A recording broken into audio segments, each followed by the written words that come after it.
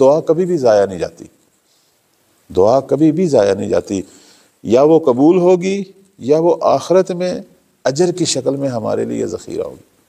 تو قرآن مجید جو ہے وہ انسانوں کی دعاؤں کو اور اس کے جو مختلف حالتیں ہیں اسے بیان کرتا ہے، یعنی یہ سب رب نے بیان کیے ہیں۔ ویسے تو دعا جیسے یہ اجتماعی دعا ہے، دعائے ندبہ، لیکن بعض دعائیں ایسی ہیں کہ جو مخفی ہوتی ہیں، ان کو بھی اللہ بڑا پسند کرتا ہے۔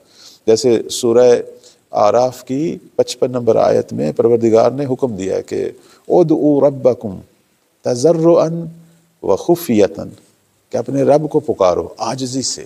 دعا کے اندر ہمیشہ عاجزی ہونی چاہیے، اپنے رب کو عاجزی سے پکارو، رب کو پکارو عاجزی سے، وخفیۃً، اور جو ہے وہ پنہانی۔ اس لیے دیکھیں ہمارے ائمہ علیہم السلام کی بعض دعائیں ایسی تھیں جو سب کے سامنے تھیں، بعض دعائیں ان کی جو ہیں وہ خلوت میں ہوتی تھیں، رات کی تاریکی میں، تنہائیوں میں۔ اور یہ بھی نقل ہوئی ہیں کہ مثلا بعض ائمہ کے اصحاب نے اماموں کی جو حالتیں نقل کی ہیں اس میں ایسی دعاؤں کا ذکر ہے کہ جو ان کی اپنی خلوتیں تھیں، رات کی تاریکیاں، حتیٰ شہر سے باہر نکل جاتے تھے، یا مثلا رات کو اٹھ کر مسجد میں یا خانہ کعبہ، حتیٰ اس کا خانہ کعبہ کا جو ہے وہ پردہ جو ہے اسے پکڑ کر امام سجاد علیہ السلام کی دعائیں۔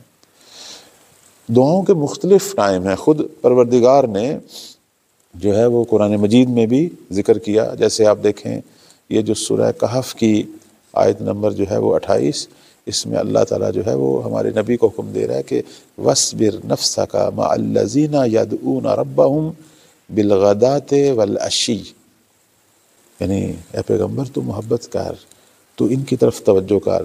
کن لوگوں کی طرف؟